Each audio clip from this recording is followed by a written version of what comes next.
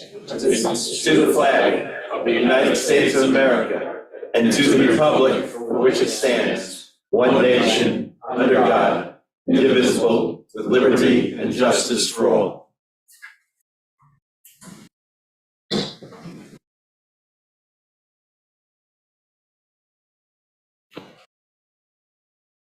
Okay, as usual, if anyone has anything they want to address the public on a non-agenda item, Mr. Gaynor? I'm Mike Gaynor, Providence Lane. I'll make this quick. I wanted to make a community announcement. I'm launching a news organization here in the town in the wake of the Gazette shutting down to provide more coverage. You know that I'm very passionate about news inside of the community. There was another article in the New York Times about it today. I'm going to try to stick to 3 minutes, so I've got my phone in front of me so I can make sure that I'm on time. In 2016, I was living in Sag Harbor developing properties there. And at the time, our first district New York State Assemblyman, Fred Thiel, was the village attorney there. Fred implemented an illegal moratorium to bring construction to a halt. People back then were freaking out like people are here now, rightfully, because there was a bunch of construction going on all at the same time, 5 big houses, and they all got brought to a halt. I uncovered that. And I took the town to court and Fred to court, and we won as a result of that, and everybody got their permits. So as a result of that, I've learned that keeping an eye on government is very important all the time. If there's not a watchful eye, then there's going to be problems. And so that's why I'm going to be starting a news website to check some of those things. As everybody is now aware, on February 13th, I disclosed that Sylvester Manor Educational Farm does not have a special permit to operate inside of a AA zone.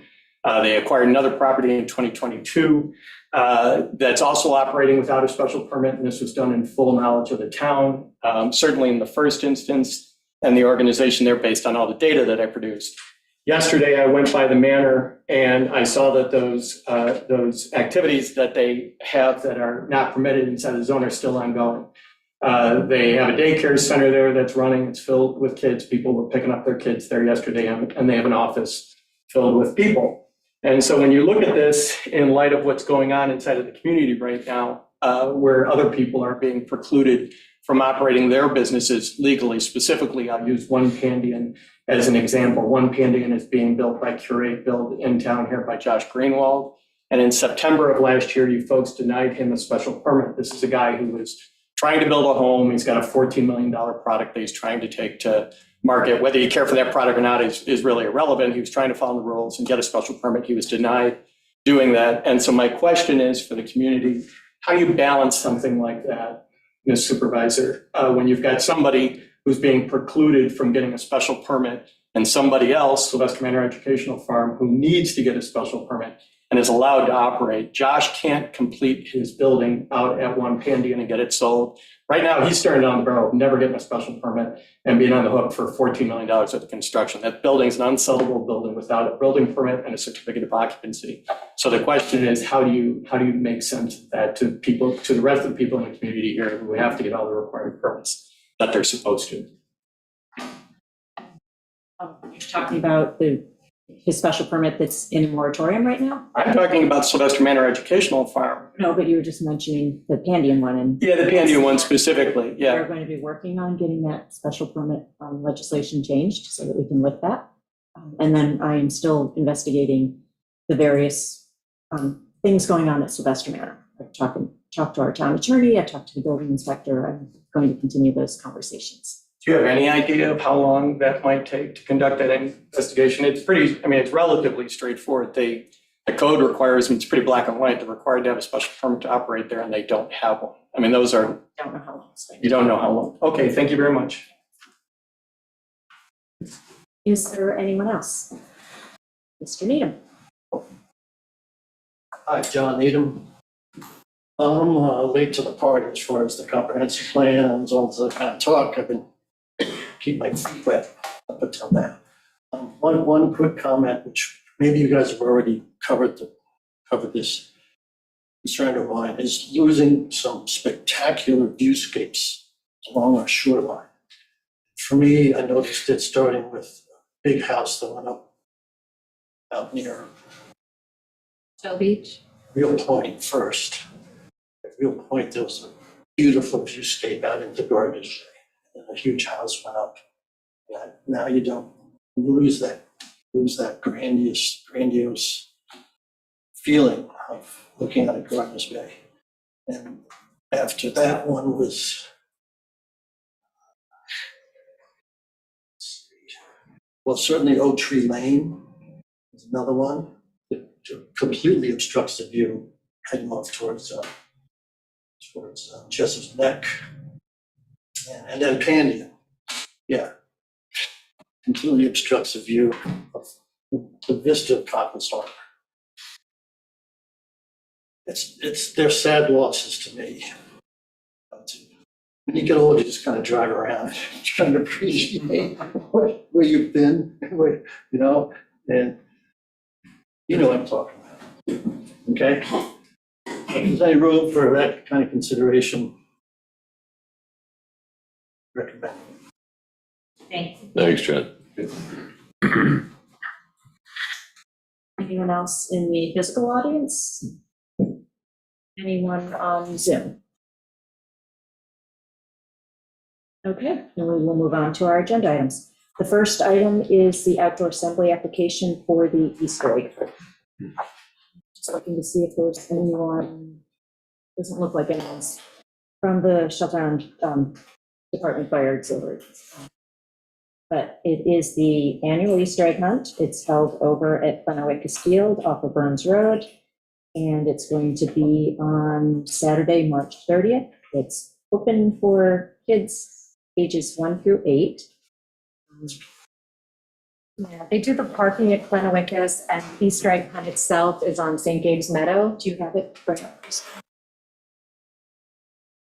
It's essentially the same setup they've had for the last few years. I can share my screen. That works. Show people where it is. So I know it's rotated, but it's not doing it yet. Oh, there it goes. Okay. So the way this has worked the last few years is that the parking is staged on Glenawickus Airfield, and the Easter egg hunt itself happens over on St. Gabe's Meadow. The fire police are the ones who do all the traffic control, so they're part of the fire auxiliary. So it's sponsored by the fire department, and it's from 11 o'clock to 3 o'clock, and 11 o'clock is the setup and everything, and then the event is at 3. It's one day, everything happens at the same day, so cleanup, setup, takeaway, everything, all on the same day. The rain date is the 31st, so it's planned for March 30th. If there's a rain date, it'll be on the 31st. There's really nothing different from the previous years. They're not requesting a noise exemption, so you don't really have to worry about that. It is on a town park, but this particular park, the St. Gabe's Meadow, has allowances for the fire department's use. So I think in their stewardship plan, it allows for the chicken barbecue and a few other uses by the fire department. So it's not really. I did see an email from Chief Reed that said that the PG had no issues with it. Ken, I see that you're on. Did Highway have any issues? And maybe Ken's not listening. I presume he doesn't. Yeah. I didn't see an email come through, but we'll get him trained. All right, so does anyone have any questions? Okay. Does anyone in the audience have questions? Here, I'll stop my share. Well, so the use allowances for the fire department, does it include this, or is it just the chicken barbecue? It's explicitly stated as the chicken barbecue, but this is a passive recreation, so it shouldn't necessarily be prohibited. Okay.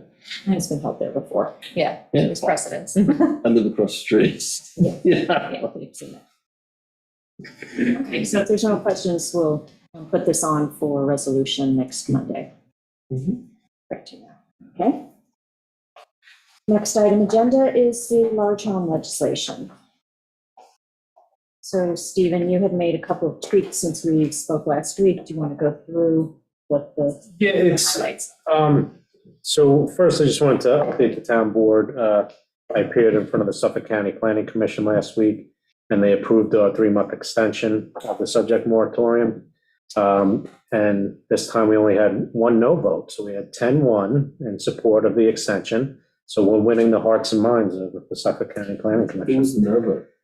It's one guy who just is averse to any moratoriums and won't know if his own grandmother came in for a moratorium. So, and they did note that they appreciate the progress we're making, both on the comprehensive plan side and then also with notwithstanding that going forward and trying to make some zoning amendments so we can obviate the need for the moratorium. So the tweaks, and I will get you a copy and it'll be ready to be noticed at the next town board meeting.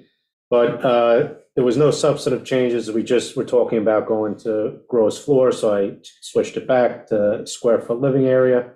And then I also took it out of the use section because the size of a dwelling isn't a use issue. So we put it into the bulk schedule where it's more appropriate. So that's just a minor technical change. And then we did discuss increasing penalties. So we could go one of two ways. We have the general penalties within the zoning chapter. For a first conviction, it's no less than 200, no more than 1,000. Second is no less than 400, no more than 2,000. And for a third, no less than 1,500, no more than 4,000.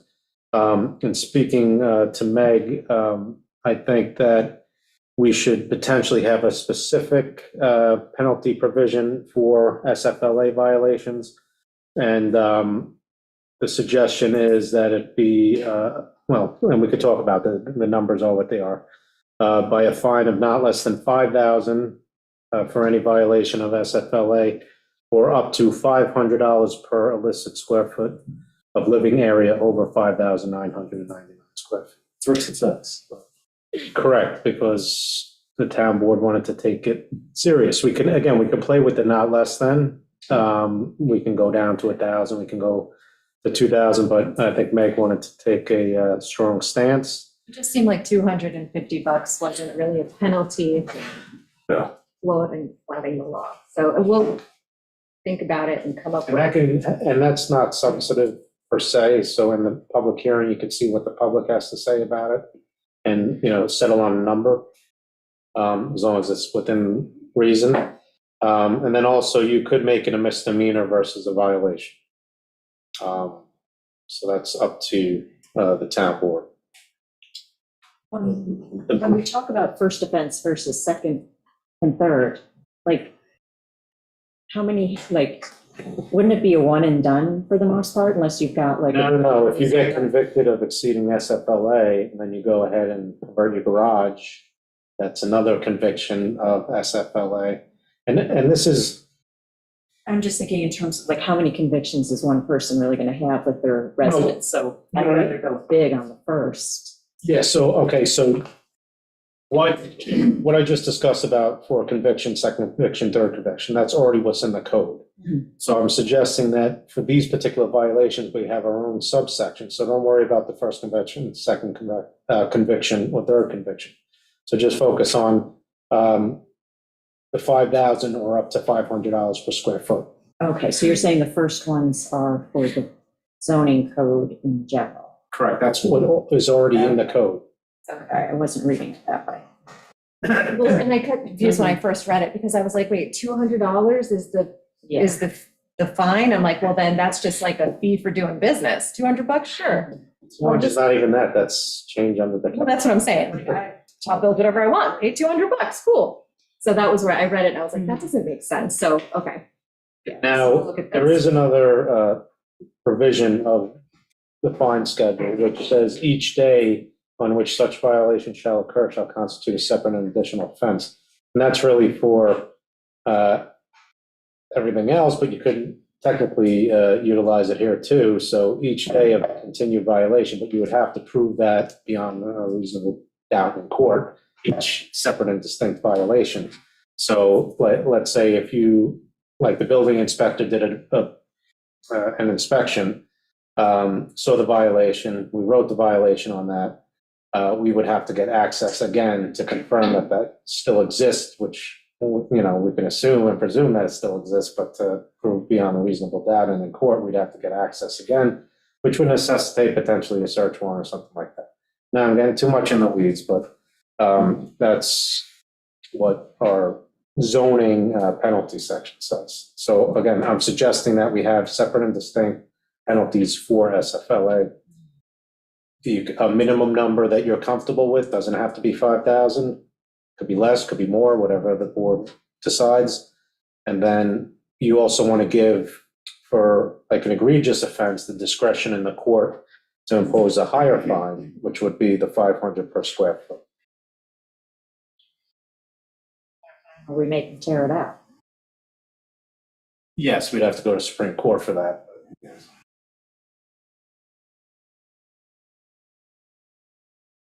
Would that be something that has to be written in here? No, let's see. As far as, no, that's, you're allowed to enforce your town code through Supreme Court actions.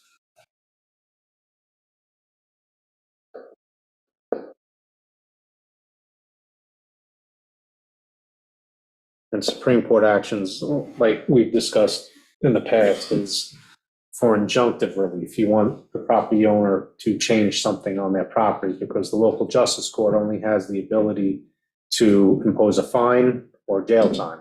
They can't tell any resident on this island what to do on their property. A Supreme Court judge can. And that's why you go to Supreme Court for that.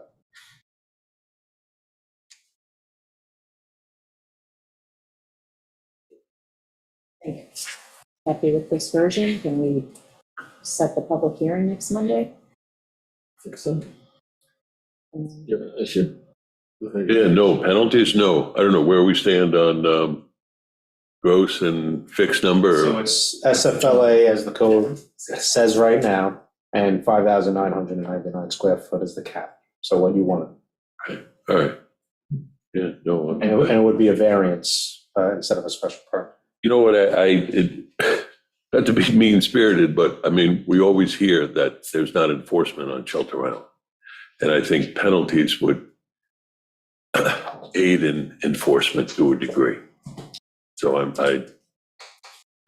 was $200, I'd say $250 is It just seemed a little low. kind of comical, Correct. really. I mean, we need to, I think, move the needle a little bit. I mean, it depends on the violation. I mean, if Yeah. you're 10 square feet over somehow, then okay, Yeah. that's not a big deal. But if it's, you're, Abusive, it's, yeah. And it's discretionary on the part of the judge. So that's why you want to have a floor of a minimum. So that's why you want something that is painful. Well, it's supposed to be a deterrent that replaces actual enforcement in a way. Yeah, it's a deterrent and it's punitive. But it's also, there is discretion on the part of code enforcement, there's discretion on part of the prosecutor, there's discretion, like if there are situations where it was a mere oversight and things like that, and there's quick compliance or attempt to comply, then that's also something that's taken into account. Okay. I think we could send it to a public hearing and see what people think. Yeah, yeah. I'm totally okay with that. So we can set the public hearing on Monday, the 18th, and it would be heard on April 15th. 18th and heard when? April 15th. Okay.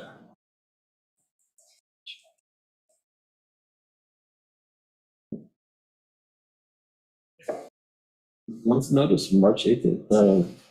Monday, Monday. yeah, March 15th. So we'll get it finalized, cleaned up, get it over to Amber, she can get it posted. Yep. make it available on the website. And the public can come in and talk about it on the 15th. Okay. Okay. Next item that sort of goes along with that is agenda item number 3, the pyramid legislation.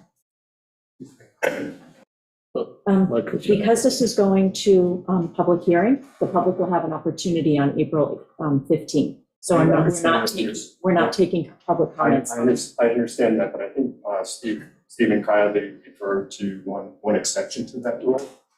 That is that at this time, a member of the community that has professional experience in that way could be qualified. Yes, it was a suggestion I made to the town board that they can consider that, and they decided not to consider it. I'm not here to advocate a particular. You will get an opportunity on April 15th. We're going to send it so the whole public can look at it. Everyone will get a chance to be heard on the record April 15th. Because work sessions are not public hearings, so it doesn't make it onto the record minutes from these meetings. So we're trying to have a very formalized process for how we pass new legislation. Thank you. Okay. The pyramid law. So you made some corrections to this as well. One change, which was in the definition of sky plane.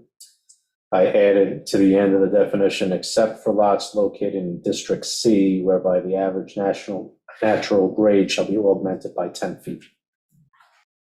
And then this excludes the BND1 zone. Correct. So it excludes. What was that about, the last part of what you said about zones C? So in Zone C, the pyramid gets to start at 10 feet above natural grade before it forms the pyramid. Because the lots are all narrow. We already Smaller. have a smaller side yard setback, so hopefully you'll have less non-conformity. So I don't know do you have the most recent one, Albert? No, I'm going to send that out Okay. to the town board. I haven't sent that out yet, to the town board, because I was still making changes as of this morning. Okay, yeah, because I mean, I printed what was on SharePoint, so it had except located in District C, whereby the average natural grade shall be augmented by 10 feet. Yeah, I'll send that out. Except for B1, is it, you all in on that? Yeah, okay. I don't know why we're making an exception, but It's a business zone, and I think we've got a lot I of. think we should be consistent. But we have a lot of nonconformity. Let me bring up the GIS. I'm gonna want to do a screen share, Stina.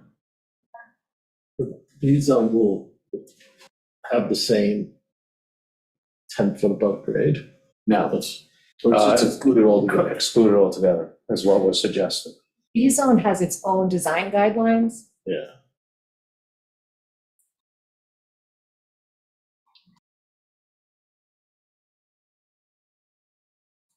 Just to give you a sense of where the B zones are. Anything that is in the kind of orangey reddish up on the screen. Right, no, So it's really Manwaring Road. It is 114, starting at the IGA, continuing down to. Vine Street. Yeah, I was gonna say the traffic's at Neshomet. Up a little bit on St. Mary's Road. You've got the Island Boatyard over here. We've got the corners by Leon. And then some areas in the Heights. Oh, and then, well, you've got, yeah, Cockles Harbor Marina area over here, and then Clark Marina area over there. Other way around. Yeah, reverse, yes. Yeah. You need street names. And then this area of the Heights. Which, you know, the Heights, it's always hard. Anything that goes in the Heights is always zoning anyways. And then Bridge Street. So the new house that is being finished across the street from the hardware store, that's B-zone. That is B zone. the area along 114 in St. Mary's it's a mixed use area, really. And I don't, if a business goes in next to a residential or residence, I don't, that's why I'd like to see a consistency of the pyramid, but the application of it. I mean, because it is mixed use, mixed zone. There are houses. If we were gonna go with consistency, then I'd like to see the 10 feet. The augmentation by 10 feet. How do you feel about that? The setback. Where the sky plane. No, the sky plane. Sky plane, Start um, 10 feet up. That was my first sort of reaction, which is why is this the same as seasonal? Mhm. I mean, I don't necessarily agree with your, it's gonna create so much nonconformity. Yeah. I mean, everything in the B zone is pretty much non-conforming along this whole center strip. When you look at it, it's just going to, I understand why you want it, but I do think it's gonna create a lot of non-conformity. What if we go ahead with this and come back and look at that? We can always change it. Yeah. Let's add it. Yeah, and also let's see what the public hearing comes Yeah, forward it's in with the it. public hearing. Mhm. Yeah, I mean, we have so little B-zoned properties on Shelter Island That's true. that to limit the ability for businesses to do something. So which way would you want to go for the proposed legislation then? Go with having B have the 10-foot or go with it as Stevens presented it right now? I'd like to see B at the 10-foot, but I think we have to take a hard look at the unintended consequences of that. And certainly, Mhm. there's no unintended consequences by not doing it. So, I mean, we could do further study. I'd want to maybe still see us go forward. I don't with- want to hold up. I was going to say, yeah. I really don't. Yeah, so it would be a matter of whether or not we try and pass the pyramid law at the same time that we're doing the large home Yeah. law. I mean, Just to You know how I have feel them, about that. well, I feel like you can't have one without the other. yeah, I think we need them in concert. Yeah. I just don't want to push the timetable. you could also No. just exempt businesses from the pyramid and make it just a residential application. So the pyramid would only apply to residential and not commercial. Explore, try to come up with something. So if it's a pre-existing commercial business, It It would wouldn't be be- in non-conformance once you, because it's hard to. I mean, I kind of want to go through and figure out exactly how many of these existing buildings are going to become non-conforming if we do this, because looking at it, it's from, take me Is an hour or two. I think so. I mean, I'm also very sensitive to the timetable. I really don't want to hold this up. I know, I do not want to go and ask for another No, extension because then it puts that moratorium at a year and that's just Yeah. unacceptable. I'm actually open to going ahead and coming back and taking the time to look at the unintended consequences of adding B zones. So I suggest we exempt B for the time being, do the research, and if it's justified, impose it. You okay, Albert? Yeah, I mean, there's some time to look at it and think about it more. That's fine, that's all I'd like to look at. Right.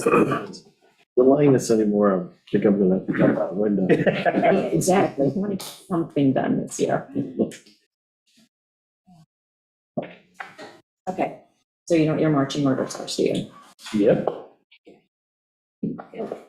We're moving through the agenda faster than I thought. So we're going to today. keep it as As currently? written. Yes. And Joe came in if you didn't see. Yes, I did see Joe there. Okay. All right, so next agenda item is, Joe, the letter to the center residents. You're going to update the map that goes out. That's it. Hello, everyone. Does Christina have this? Yes, Christina has an electronic copy. You're gonna do that, Christina, please? You're welcome.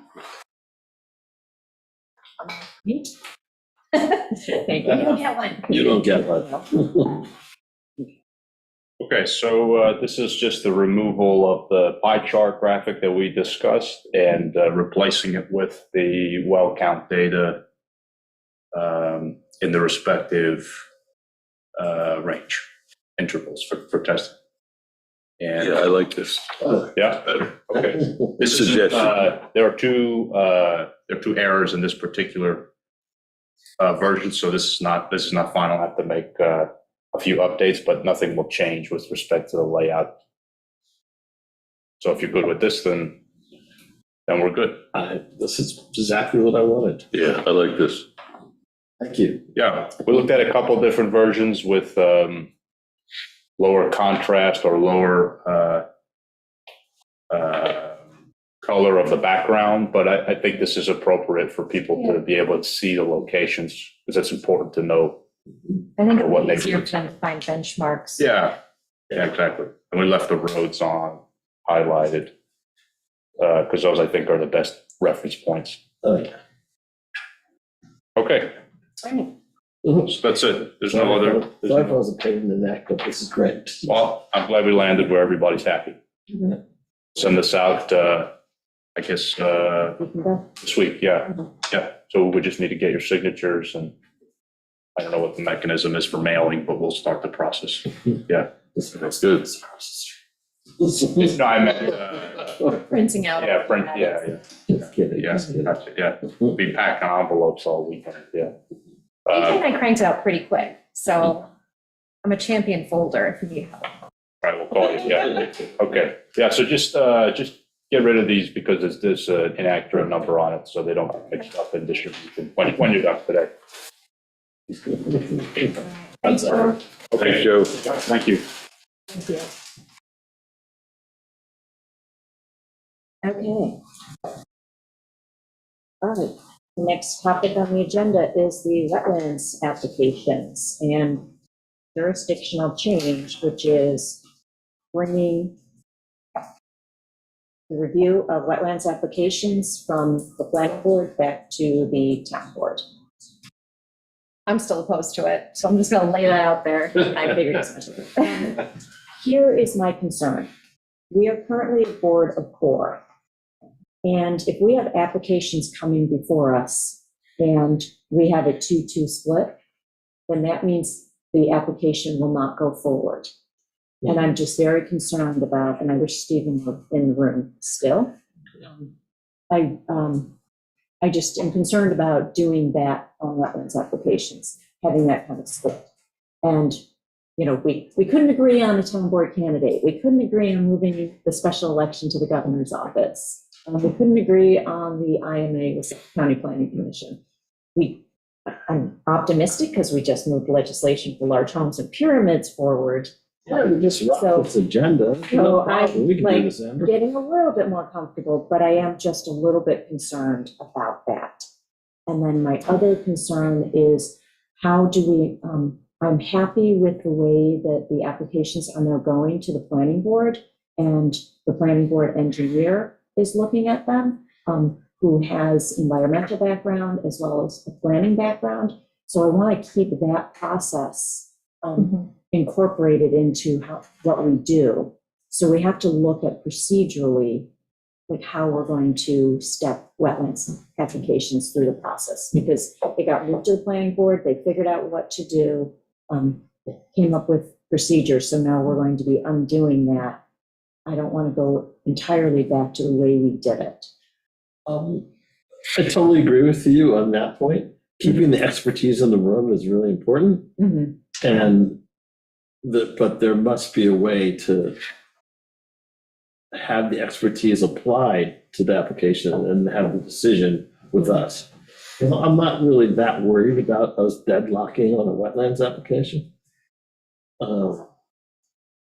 I just don't think there's a high probability of a deadlock there. I feel like we used to with wetlands applications, we used to do a lot of what I used to call horse trading. So it's like, all right, Mr. and Mrs. applicant, like, we're not going to give you this unless you give us this. So if any one of us or two of us get too locked in the past, like, okay, we'll give you the special, or we'll give you the wetlands permit, but you're going to need to do, something to mitigate. And if we can't agree on what those mitigating measures are, then how do we keep moving forward? It's possible, low probability. No, I think some of the issues with wetlands applications, as we know, we talk about all the time, is the loopholes in our code that are exploited. So the wetlands applications are with the town board, and maybe there's expertise with the engineer, but ultimately it comes to the town code. What can be allowed, and the planning board says, well, the town code says it, we can't say no. Maybe we could say no in some instances, other than the planning board. Not We really. have that flexibility, no? We've kind of taken that flexibility before, I think, in past years. To me, from my experience since I've been here, the 2.5, whatever, was it pretty much the town board relied on the planning board's recommendations and the CAC, and you have a little leeway, but the town code is what it is, and if you deviate from that, you're opening yourself up for an Article 78. Like, as far as conditions, you have the ability to do that.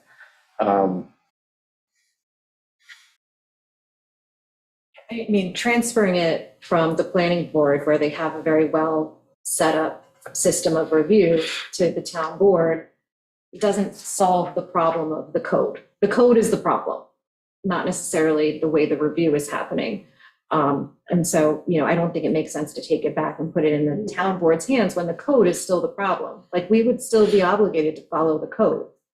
And so I do think there's a possibility of a 2-2 split, because some of us may think that we have to follow the code more than others. I'm not sure, but I'm concerned that it could become a problem if we take it back and we have 2-2 splits, because there's differing opinions on what kind of authority the town board has with regard to how we implement the code. So I'm more against taking it back now than I even was before. And I've always been opposed to taking it back. It's also an issue because So you're saying there's no flexibility for us in deciding this? None? you of course have, some semblance of discretion as long as but you have to make sure you reviewed the standards and justify your decision. But the thing is, you still have to rely on the planning board report. That's part of the code that says the planning board reviews it, they give you, and you need something empirical in the record to show why you're deviating from the planning board recommendations. So it can't just be arbitrarily.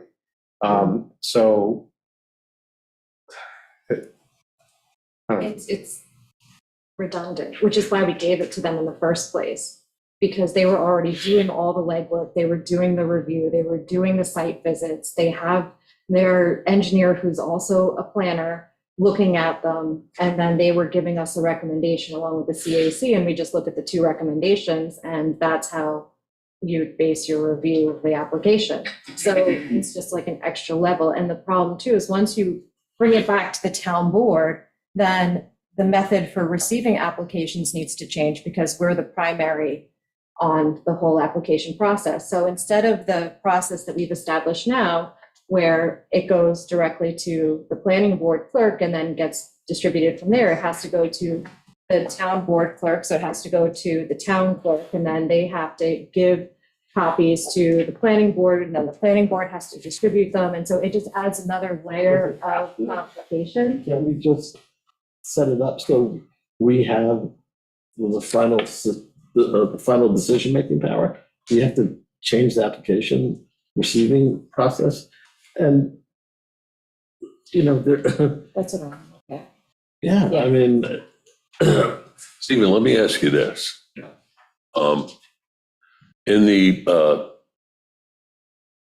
I've talked about it before. It's been talked about. The nearshore overlay district, 133 F 12-3.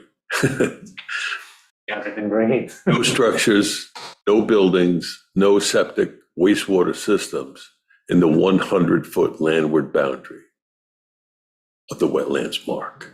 Is that something, that sentence, can that be transferred into the wetlands code neatly?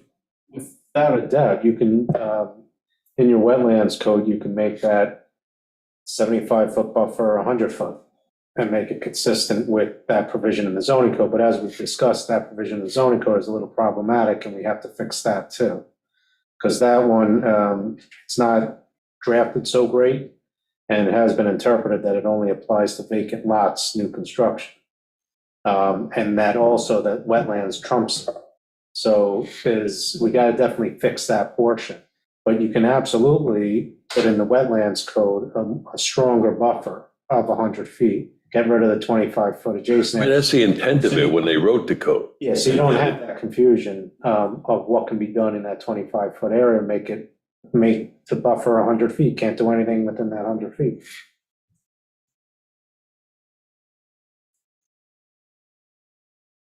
Also, optics are important, and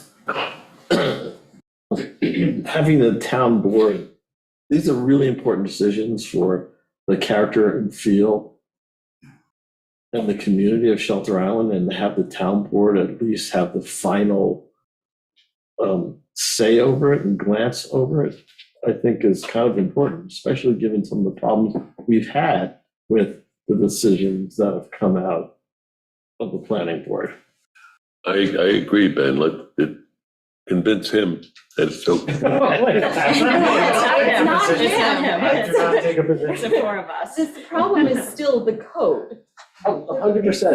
It doesn't matter who, it doesn't matter who's reviewing it. It's a The given. problem is the code. It's given that we're gonna work on fixing the code, but even with the fixed code, look, I don't wanna get into specifics, but I tried to summarize it fairly elegantly a second ago. The optics are important, and to have the town board sit as the final arbiter over such important decisions that affect our community, the feel, the nature of this island, I think is really important as an optic. I think the optics would be terrible if we end up in a 2-2 split and can't pass a permit. That's my concern. Yeah, That's my concern. Let's go back and try to pick a fifth person. I'm not. How long to make not the too worried adjustment? about that. How much work? How much involvement? Okay, I this mean, is what I- sections have to be redlined? This is what I have a plan. So Oh, okay. we need to set up a subcommittee that's going to like tear this apart, tear the code apart. So if we can agree today, had that on for next week's agenda to discuss like what changes we want to have going on, and then send it to a subcommittee, and then check in with them. April 9th was the next date that I had to see like how you're going with what you're going to propose. That might be, I don't know if we have to decide that. That's like something else. Like we need, I think, 2 board members to work on that. Then the hope was that we would review legislation like later in April, set the public hearing on May 6th, have the public hearing on June 3rd. Because it is such an important piece of legislation, figured that June would be when we would discuss the comments from the public hearing, decide whether to adopt or reject it. June 24th, if it has to go back to the drawing board, we'd be setting a public hearing July 15th with the hope to pass it August 5th. So that's kind of the timeline as to when I think we could reasonably have new code. I mean, super optimistic, it could be in the end of June, mid-July, but My only concern is the April dates, because if you're on April 9th, you wanted to get it to this, or have the subcommittee form? no, I want to just like pick people to start working on it, either this meeting or next week, and talk, start to get comments on what needs changing. Okay, I'm just saying, out of anything, Turnaround. it's. And this is a big lift. Yeah, no, I'm. Yeah, so we this is- can't, and I don't think we should rush it. but I do think that, because it is, No, it was, well, April 23rd is when I put a note into review legislation. okay. Yeah, no, up until then, it's just discussing, comments, what we want to see changed, direction. The subcommittee tears it apart and then comes back and starts to give us thoughts in April, not the legislation itself, just what we think, what areas need to be addressed. Okay. So, yeah. Yeah, because, again, I said it previously, and I'm thinking that, my opinion is that we should rewrite the whole chapter, not just amend piecemeal. I think it should just be ripped up and start from scratch. Probably, right?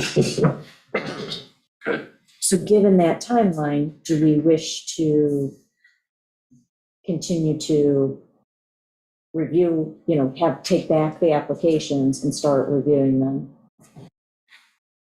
before the code change? Yeah. As long as we can do it in the right way. That'll and take keep a the couple expertise months to get through that process, right? Yeah, because we'd have to set the public hearing, Oh, that's right. so. So the timeline might be about the same. No. It's definitely gonna be longer to We change should it. set the public hearing April 15th, have the public hearing May 6th, pass it on June 3rd. So we'd be into. We'll be into It was rewriting the code. the first round of rewrite. And as Meg said, you'd have to change all the infrastructure in the interim, or not even change it, because you won't know. Why? I'm not sure you did, but okay. I'm just saying that it's not gonna be a heavy lift, but there's some changes with the chain of the application. And then, it's obviously up to the board. So when I was making notes, we'd want to set up the subcommittee, so we need to figure out who should be on that. We want to draft out the procedures for the application process for when we get it back. Stephen can draft the resolution to change the jurisdiction. And then we need to figure out the cutoff on applications that are in process during this transition process. You'd have to figure out if the ones that are already filed, they get to finish the process. They get grandfathered. Yeah, so whenever we adopt Yeah. the resolution to change jurisdictions, then we start to take those applications. And I'd like to have our procedures for the process figured out by then. I will volunteer to work on that piece, Oh, I want to be on that committee. on the procedures part. Oh, no, You want- no. I like procedures and timelines and things like I'll work with you that. on the procedures. Okay, so then do you two want to work on Sure. the subcommittee for the legislation? And obviously, we need Stephen, we need, Read. yeah, I was gonna say Reed, he's got a lot on his plate right now, but And it wouldn't be bad to have someone from the planning board and the CAC. The CAC.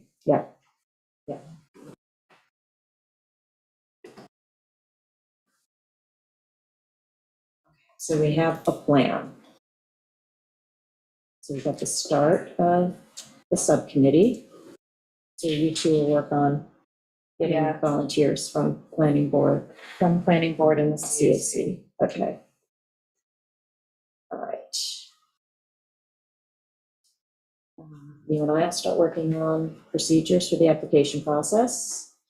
Yeah. You've got, Stephen, you've got the drafting the resolution to change.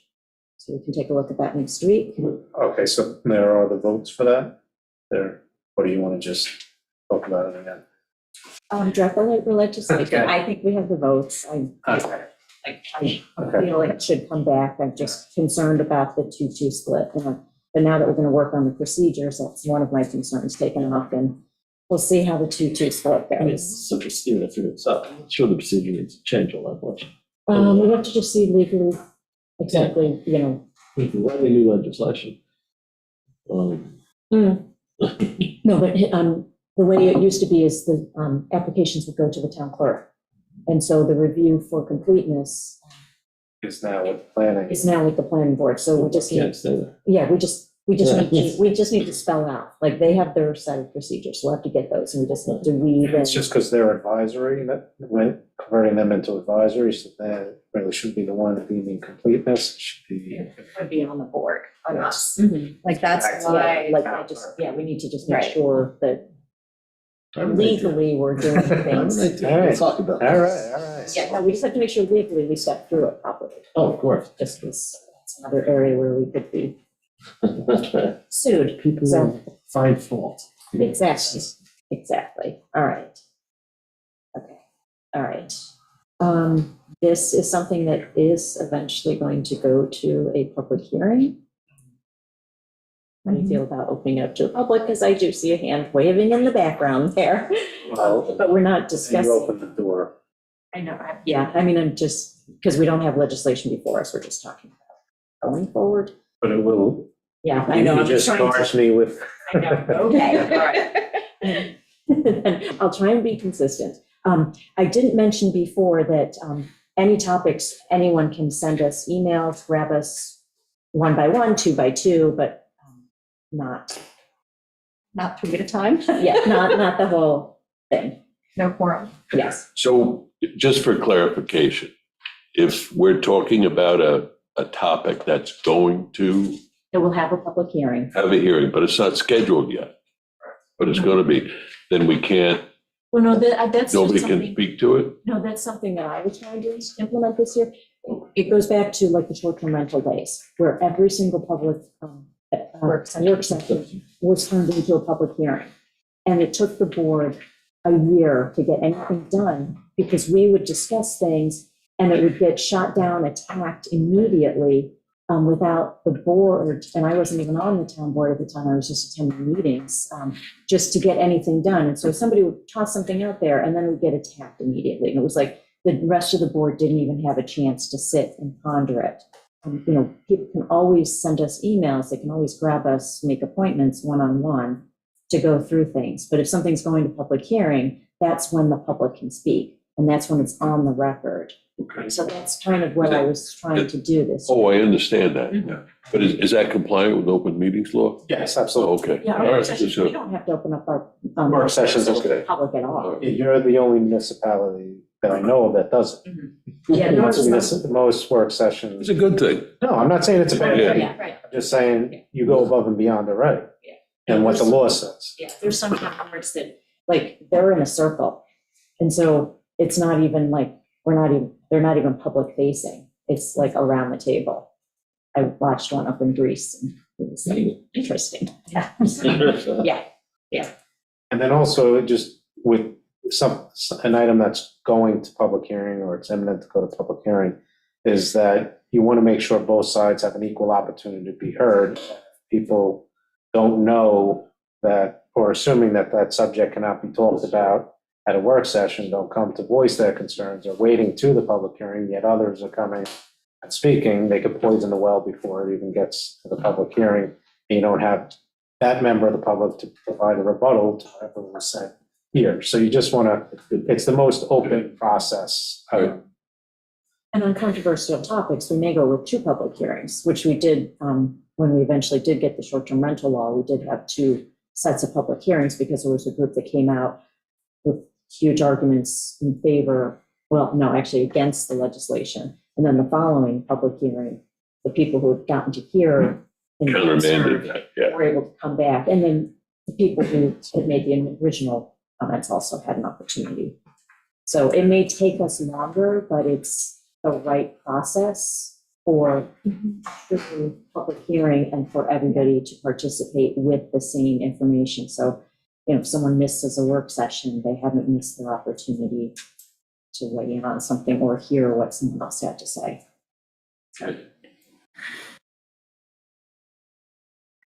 All right, so I think we have a direction then on this. So board member reports.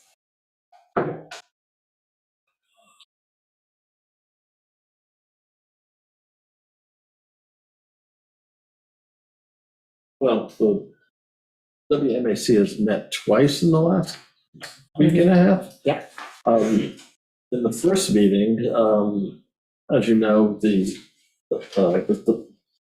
dock legislation is being rewritten. And the first meeting was all about potential amendments to the code, the dock code. And it was long. And, definitely want to thank Bill, Jerry for sticking with it and, keeping on task. But that's, we were just going through paragraph by paragraph and discussing language that needed to be tweaked. To that point, at last night's WMAC meeting, I just sat in the back just because I wanted to see how it was going on the Chapter 53 revisions.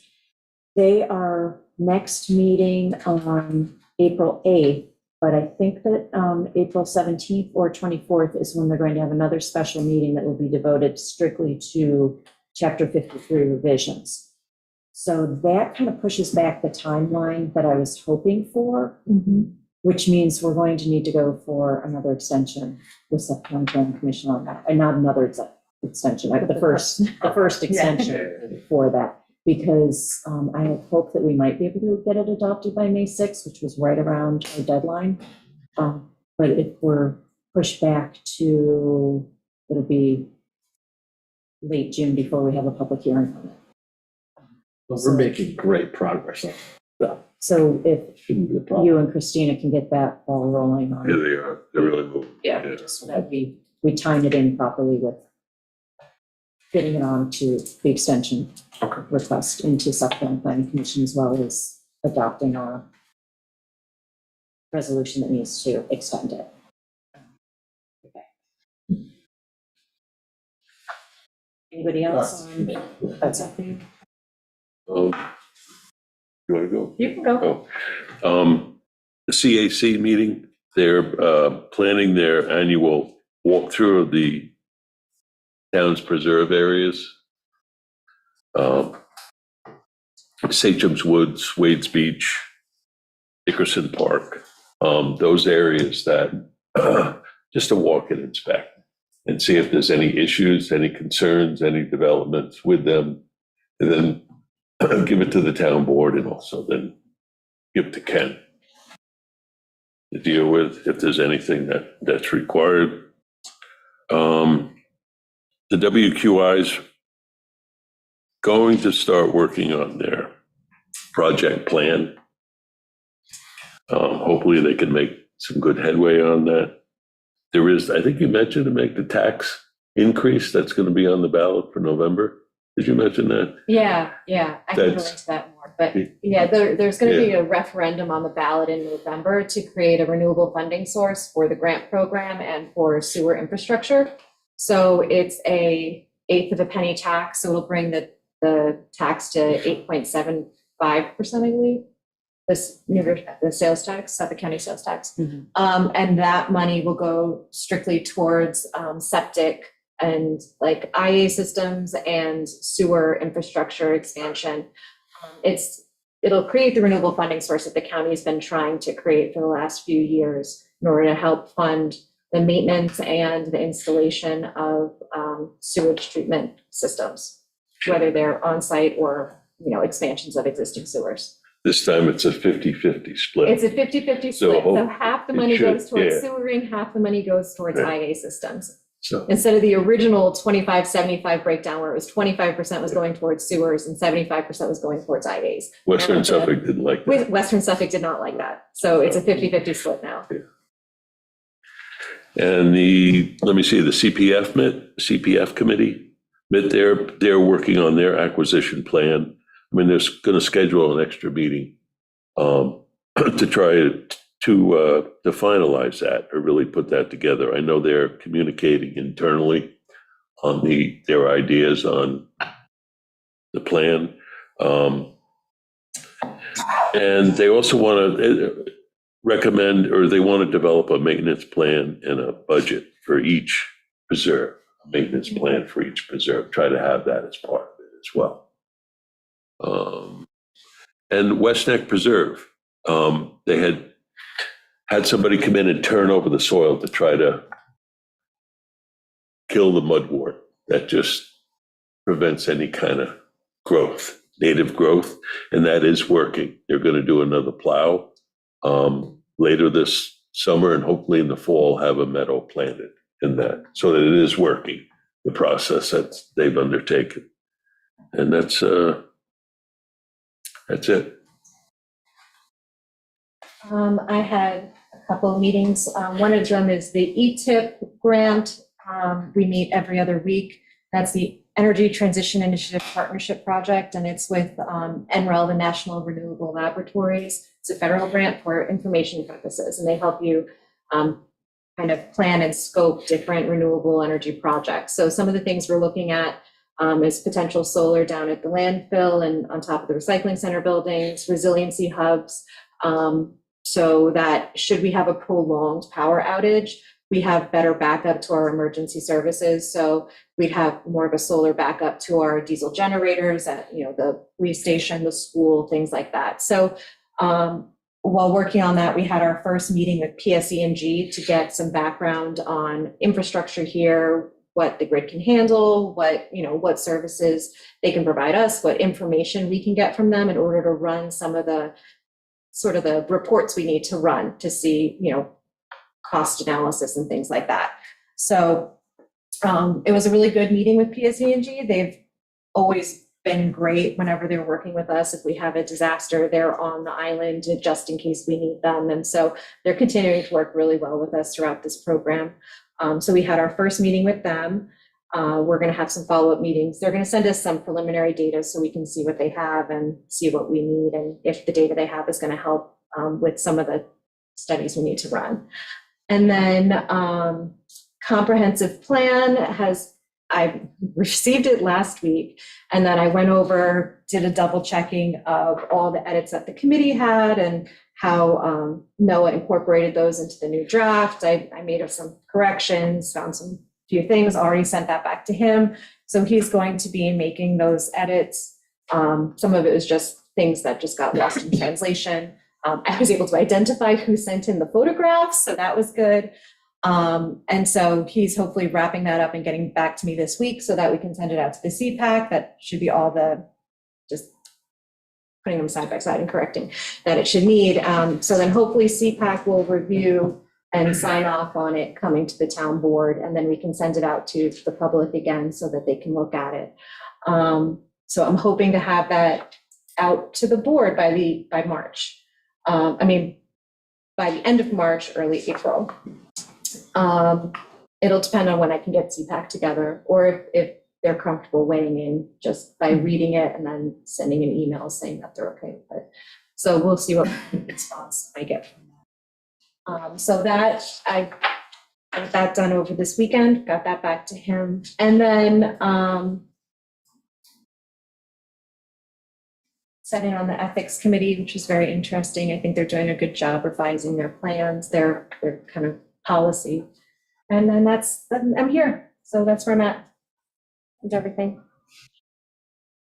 You really covered all the meetings I sat in on. The League of Women Voters had an event on Saturday over at LTV Studios, and on the other side of the ballot this year is going to be an ERA proposal for New York State, which I knew nothing about until last week when Valerie Levenstein reached out to me to let me know this event was happening. So they don't have the wording yet, but just want to get it out there because I'm involved in government and I didn't know this was going on. So figured I'd share it and get it on people's radar to start paying attention to. I am happy to announce that as of half an hour ago, we have hired a new committee clerk for the various 10 committees. Yay! So Jessica Montgomery will be starting on, hang on, let me just double check the date, March 25th. So for all of the various committees who have had substitute, Coco, Christina, and Catherine weighing in after hours, filling in after hours, she will start to train under the three of them. So we'll be back up and running in a couple months' time, and she's got her feet wet.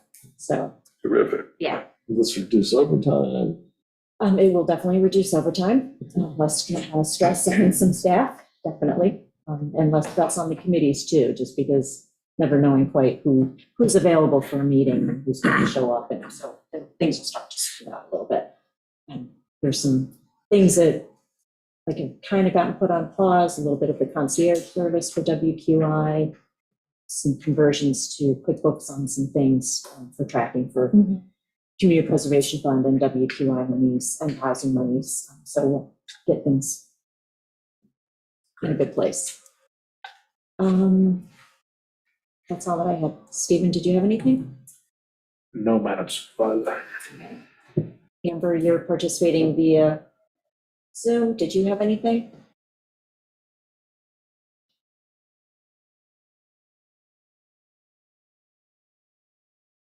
Okay.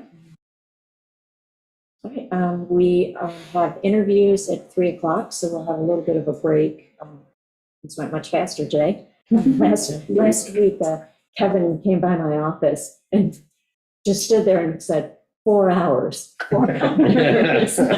You cannot go over 4 hours for a meeting. So I'm doing better this week. Yeah, last week was. It was a little, I'll try not to do that. I'm like getting better at timing, but we're a little ahead of schedule. So I'd like to make a motion that we end the meeting for now and come back at 3:00 for interviews. But executive session. That's the executive session, okay. is the two interviews, yes. Make that motion. Second. All in favor? Aye. Thank you, everybody.